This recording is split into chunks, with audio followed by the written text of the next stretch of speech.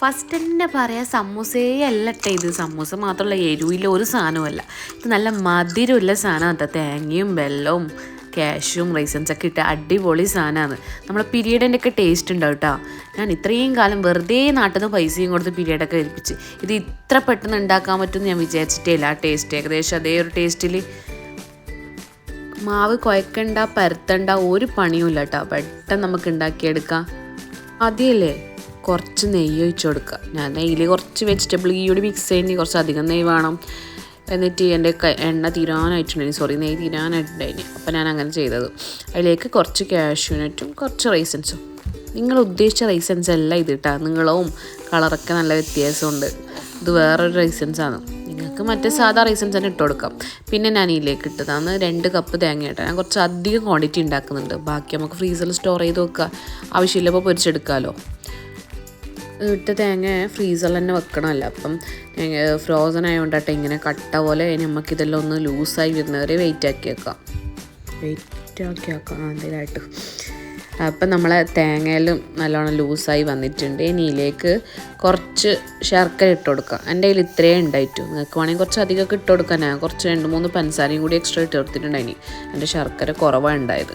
ഇനി അതേപോലെ തന്നെ ഈ ശർക്കര ഇതൊക്കെ മെലിട്ടായി വരുന്നവരെ വെയിറ്റ് ആക്കാം. ശരിക്കും ഞാൻ ഇത് ഉണ്ടാക്കാനല്ല ഇനി മറ്റേ മുട്ടയൊക്കെ പൊട്ടിച്ച് അതിലെ സമൂസ ഷീറ്റൊക്കെ മുക്കിയെടുത്തിട്ട് നല്ല കുംസ് പോലെ എളുപ്പത്തിൽ ഉണ്ടാക്കാൻ പറ്റിയൊരു സ്നാക്സിനാന്ന് ഇറങ്ങി തിരിച്ച്. പക്ഷേ മുട്ട പൊട്ടിക്കുമ്പം തന്നെ മുട്ട മോശമായത് കണ്ടു.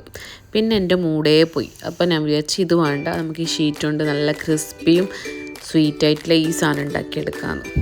അപ്പോൾ അതങ്ങ് മാറ്റി വെച്ചേ. അപ്പോൾ നമ്മളെ ഫില്ലിങ്സ് ഏകദേശം റെഡി ആയിട്ടുണ്ട്. ഇനി ഇതിലേക്കില്ലേ കുറച്ച് ഏലക്ക പൊടി ഇട്ട് കൊടുത്തിട്ടുണ്ട്. അതിന് ശേഷം കുറച്ച് ചെറിയ ജീരകത്തിൻ്റെ പൊടിയില്ല, നല്ല വറുത്ത് പൊടിച്ച ആ പൊടി കൂടി ഇട്ട് കൊടുത്തിട്ടുണ്ട് കേട്ടോ. നമുക്കിതെല്ലാം ഒന്ന് മിക്സ് ചെയ്തെടുക്കാം. ഇത് ഏകദേശം മിക്സായി വന്നിട്ടുണ്ട്. ഇനി നമുക്ക് ഇതിലേക്കില്ലേ ഈ പഞ്ചസാരയിലൊന്ന് ബാലൻസ് ചെയ്യാൻ വേണ്ടിയിട്ടില്ലേ ഒരു പിഞ്ച് ഉപ്പിട്ട് കൊടുക്കാം കേട്ടോ. അതും കൂടി ഇട്ട് കൊടുത്താലേ അതിൻ്റെ കറക്റ്റ് പെർഫെക്റ്റ് ടേസ്റ്റ് കിട്ടുള്ളൂ.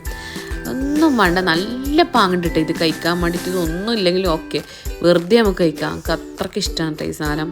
നല്ല അടിപൊളി ടേസ്റ്റാണ് ഉണ്ടായി കഴിക്കാൻ. ഇനി നമുക്ക് നമ്മളെ സമൂസ ഷീറ്റും കുറച്ച് മൈദ ഒന്ന് പേസ്റ്റ് പോലെ ആക്കിയിട്ടുണ്ട് കേട്ടോ. കുറച്ച് വെള്ളം ഒഴിച്ചിട്ട് പിന്നെ നമ്മളെ ഫില്ലിങ്സും ഇത് സാധാ സമൂസയൊക്കെ ഇടല്ലേ അതുപോലെ ഫില്ലിൻറ്റ് ആക്കി കൊടുക്കുക കേട്ടോ. അത് എൻ്റെ മേൽ ക്യാമറ വെക്കാൻ ഒന്നും ഇല്ലാത്തതുകൊണ്ട് ഞാൻ അതൊന്നും എടുത്തിട്ടില്ല. ഇതുപോലെ ആക്കിയെടുത്തിട്ടുണ്ട്.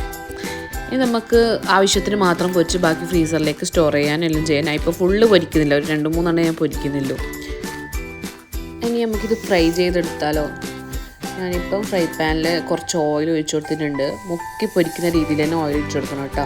ഓയിൽ ചൂടായി വരുമ്പോൾ ഇതിട്ട് കൊടുക്കാം. മീഡിയം ടു ഹൈ ഫ്ലെയിം ആട്ടോ. ലോ ഫ്ലെയിമിലിട്ട എണ്ണ നല്ലോണം ഇങ്ങനെ കുടിച്ച് ഓവർ ഇതാവും. അതുകൊണ്ട് ഇങ്ങനെ ഓവർ കത്താനും പാടില്ല. ഉള്ളിൽ തേങ്ങ പെട്ടെന്ന് കത്തിപ്പോവും ഓയിലിട്ട് പൊരിക്കുന്നതല്ലേ. അപ്പം പെട്ടെന്ന് തന്നെ എടുക്കണേ. ഈ ടൈമില്ലേ നമ്മൾ ഈ ഫില്ലിങ്സില്ലേ നല്ല പൊരി പോലെ ആയിട്ടുണ്ടെങ്കിൽ ഡ്രൈ ആയിട്ടുണ്ടെങ്കിൽ നല്ല രസമുണ്ട് ഇങ്ങനെ കഴിക്കണം. പീരിയഡിൻ്റെ സെയിം ഫില്ലിങ്ങിൻ്റെ ടേസ്റ്റ് തന്നെ ഉണ്ടെങ്കിൽ നമ്മൾ പീരിയഡ് ഉണ്ടാക്കുമ്പോൾ അതിൽ കുറച്ച് സേമിയ കൂടി ചേർത്ത് കൊടുക്കും. സേമിയ ഞാൻ ചേർത്ത് കൊടുത്തിട്ടില്ല. പിന്നെ നമ്മൾ ഒരു സൈഡ് ഏകദേശം റെഡിയായി വന്നിട്ടുണ്ട് കേട്ടോ. ഫ്ലെയിം ശരിക്കും ശ്രദ്ധിക്കണേ. ഓവർ തീ കൂട്ടി ചെയ്താൽ ഉള്ളത് തേങ്ങയിൽ കത്തിയിട്ടൊരു കയ്പിൽ ടേസ്റ്റ് വരും. അത് തിരിച്ചു മറിച്ചിട്ട് കൊടുക്കാം. ഞാനിപ്പോൾ ഇത്രയും റെഡിയാക്കി ബാക്കി മൊത്തം ഫ്രീസറിൽ സ്റ്റോർ ചെയ്ത് വെച്ചിട്ടായിരുന്നു. ഇനി ക്രിസ്മസ് ഒന്നും കുറേ ടൈം വരെ പോകുന്നില്ല. പിറ്റേന്ന് വരെ ഈ ക്രിസ്മസ് തന്നെ ഉണ്ടായിരുന്നു. നമ്മൾ തേങ്ങ ഡ്രൈ ആയതുകൊണ്ട് തന്നെ നല്ല ക്രിസ്പി ആയിട്ടുണ്ടായിരുന്നു. നിങ്ങൾക്ക് വേണമെങ്കിൽ ഫില്ലിങ്സ് ഇങ്ങനെ മുട്ടയിൽ മുക്കിയിട്ട് കുംസ് പോലെ ആക്കിയിട്ട് ചട്ടിപ്പത്തിരിയൊക്കെ ഉണ്ടാക്കുന്നുണ്ട് അതുപോലെ ആക്കിയെടുക്കാം കേട്ടോ. പിന്നെ ക്രിസ്പി ഇഷ്ടമുള്ളവർക്ക് ഇതാക്കാൻ ചെറിയ രീതിക്ക് ഒന്ന് വീഡിയോ എടുക്കുന്നതുകൊണ്ട് ശ്രദ്ധ മാറിപ്പോയി. ചെറിയ രീതിക്ക് ഒരു സൈഡ് ഒന്ന് പൊരിഞ്ഞു പോയിട്ടുണ്ടെങ്കിൽ അങ്ങനെ കുഴപ്പമൊന്നും ഉണ്ടായിട്ടില്ല കഴിക്കാൻ വേണ്ടിയിട്ട്. കുറേ ആയില്ല നോക്കി കഴിക്കുന്ന അപ്പോൾ ഒരു സ്വീറ്റ് ക്രേവിങ്സ് വന്നതാണ്. അപ്പോൾ ഇത് ഈസിയായിട്ട് ഇത് ഉണ്ടാക്കാനും പറ്റി നല്ല ടേസ്റ്റ് കൂടിയിട്ടുണ്ടായിരുന്നു. അപ്പോൾ സമോസ ഷീറ്റ് ബാക്കി വന്നാൽ ഇതുപോലെയൊക്കെ ഒന്ന് ട്രൈ ചെയ്ത് നോക്കണേ. നിങ്ങൾക്ക് ഈ വീഡിയോ ഇഷ്ടപ്പെടുന്ന ലൈക്കും ഷെയറും സബ്സ്ക്രൈബും ചെയ്യാത്തവരാണെങ്കിൽ സബ്സ്ക്രൈബും കമൻറ്റൊക്കെ ചെയ്യണം. ഓക്കെ എന്നാൽ